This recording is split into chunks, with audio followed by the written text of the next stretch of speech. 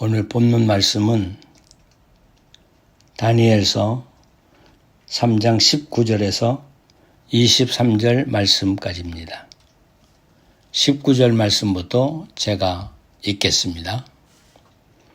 느부갓네살이 분이 가득하여 사드락과 메삭과 아벳느고를 향하여 얼굴빛을 바꾸고 명령하여 이르되 그 풀무불을 뜨겁게 하기를 평소보다 7배나 뜨겁게 하라 하고 군대 중 용사 몇 사람에게 명령하여 사드락과 메삭과 아벳느고를 결박하여 극렬히 타는 풀무불 가운데 던지라 하니라. 그러자 그 사람들을 겉옷과 속옷과 모자와 다른 옷을 입은 채 결박하여 맹렬히 타는 풀무불 가운데 던졌더라. 왕의 명령이 엄하고 풀무불이 심히 뜨거움으로 불꽃이 사드락과 메삭과 아벳느고를 붙든 사람을 태워 죽였고 이 세 사람 사드락과 메삭과 아벳느고는 결박된 채 맹렬히 타는 풀무불 가운데 떨어졌더라. 아멘. 지난 주간 설교에서 제가 이런 질문을 던졌죠. 있음 후에 상위 존재가 존재하는가? 어떤 사람들이 여기에 대하여 아니라고 대답할 것이고 어떤 사람은 예스라고 대답할 것입니다. 전자를 무신론자라고 말하고요. 후자를 유신론자라고 말합니다. 그런데 상위의 존재를 부정하는 사람들의 마음이 평안할까요? 하는 점입니다. 하이데커는 인간은 던지며 사는 존재일 뿐 아니라 던짐을 받는 존재라고 말했습니다. 여러분, 세상에 살아갈 때 여러분이 결정하는 퍼센테이지가 얼마고 내 의지와는 상관없이 누구에겐가 의해서 내가 던져짐을 받는 그런 퍼센테이지가 얼마나 된다고 생각하십니까? 아마 나이가 먹어갈수록 내가 할 수 있는 일보다 내가 할 수 없는 일이 더 많다고 느끼고 고백할 것입니다. 무신론자들이 이걸 몰랐겠습니까? 이걸 모르겠습니까?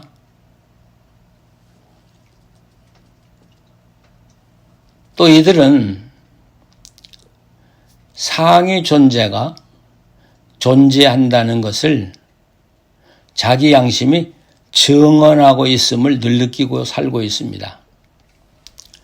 그러니 그 진실을 부정하고 살려고 하니 얼마나 불안하겠습니까? 그래서 이런 자들은 늘 불안한 증세를 보입니다. 그래서 어떤 불행한 일을 당하거나 어려운 일을 당하면 자기가 저주받아 그런 것이 아닌가 하고 생각했다가도 건강하면 또 다시 옛날로 돌아가는 것입니다.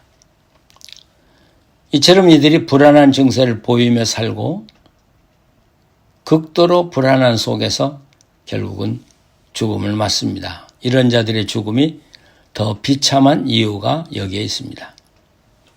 또 이들은 하나님의 존재가 증명될까 봐서 극도로 두려움을 나타냅니다. 그래서 이런 자들은 언제나 교회를 말살하려고 합니다. 이것이 첫 번째 그들의 목표입니다. 또 이들은 자기 외에는 아무도 믿지 않습니다. 불안입니다. 오늘 본문으로 돌아가 보면 자기의 어떤 존재도 존재하지 않는다고 주장한 이 느부갓네살 왕은 세 사람들이 나타남으로써 하나님의 계심을 증언하기 시작했습니다. 그때부터 극도의 불안을 보이기 시작했습니다. 사드락, 메삭, 아벳느고 이 세 사람이 불붙는 뜨거운 불문불 속에 자기들이 들어갈지라도 하나님께서 우리를 거기서 건져주실 것이고 혹시 건져주지 않는다고 할지라도 우리는 왕에게 절하지 않는다고 했을 때 얼마나 두려웠겠습니까? 사실 세 사람의 이야기는 느부갓네살이여 당신은 거짓말쟁이입니다. 우리가 당신의 거짓을 밝혀내겠습니다고 말하는 것과 같지 않습니까?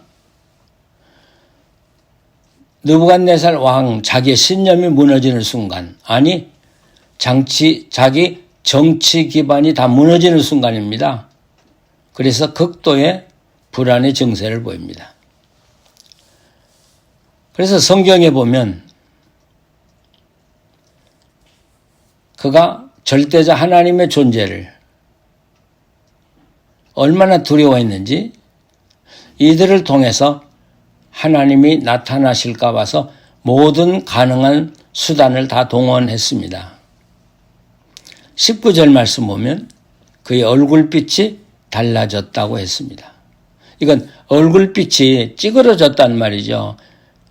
얼마나 마음이 괴로웠으면 얼굴이 찌그러질 때까지 괴로워했겠습니까? 이것은 그의 괴로운 마음을 표현한 것이죠. 그래서 풀무불을 7개나 뜨겁게 하라고 합니다. 그런데 보통 성경에서 7이라는 건 신비의 숫자잖아요. 하나님의 숫자. 그렇기 때문에 사실 7배라는 말이 아니라 가능한 대로 최대로 뜨겁게 하라는 그런 말입니다. 그리고 20절에 보면 군대 중에 용사를 뽑았다 했습니다. 여기 하일이라는 단어를 쓰는데 깃보르 하일이라는 단어가 이 룻기에 한번 나왔죠. 보아스를 가르칠 때 이 깃보르라는 말은 경제적으로나 사회적으로 아주 유능한 사람을 이야기합니다. 근데 이 하일이라는 것은 the most, 그 중에서도 최고로 위대하고 능력 있는 사람. 그러니까 이 느부갓네살이 뽑은 용사들은 그 군사들 중에 가장 강하고 가장 훈련된 사람이란 말이죠. 그들을 통해서 이 세 사람을 묶었습니다. 그리고 불못불에 던졌습니다. 여러분, 왕의 명령이 왜 그리 급했습니까? 그들이 말하자마자 분노하고 그리고 용사를 뽑아서 묶고 그리고 불못불에 던졌습니다. 순간이었습니다. 그만큼 왕의 명령이 급했다는 말이고 다른 말로 표현하면 왕의 마음이 그렇게 불안했다는 이야기가 될 것입니다.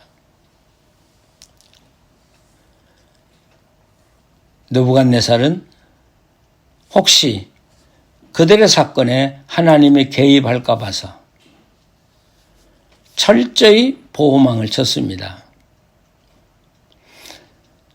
하나님이 개입할 수 없도록 완벽하게 처리했습니다. 여러분, 얼마나 완벽한지 세 사람 불에 던지는데 그들을 묶었습니다.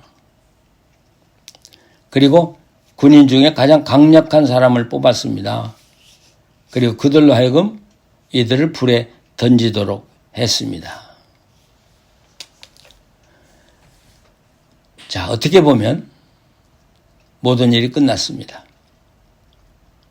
23절에 보면 맹렬히 타는 풀무불 가운데 떨어졌다고 되어 있습니다. 느부갓네살의 승리를 의미합니다. 그가 이전에 누가 내 손에서 너희를 건져내겠느냐고 장담했던 사람입니다. 그런데 징조가 그리 밝지는 않습니다. 아직 이 세 사람, 사드락, 메삭, 아벳느고가 살았는지 죽었는지 어떻게 됐는지 우리는 모릅니다. 그러나 그들을 던지던 군사들이 불에 타 죽었습니다. 자, 뭔가 암시가 되고 있는 것 같죠? 그렇다면 세 사람도 반드시 죽었을 것이라고 말할 수 있습니다. 하나님은 당신이 원하는 대로 인간의 사건에 개입하십니다. 그러면 언제 우리들의 사건에 하나님은 개입하시는가?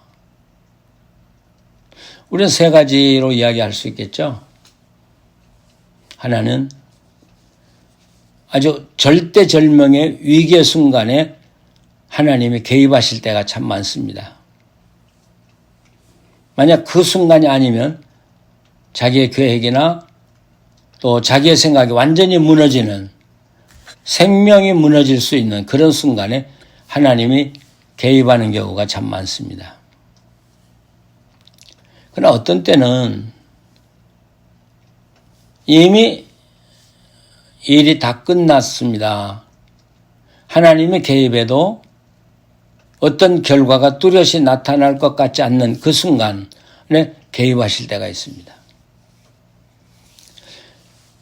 예수님과 나사로, 그래서 사랑하는 나사로라고 표현하죠.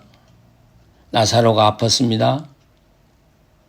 그의 누이들은 그가 죽기 전에 오셔서 살려주실 거라고 믿고 기대했습니다.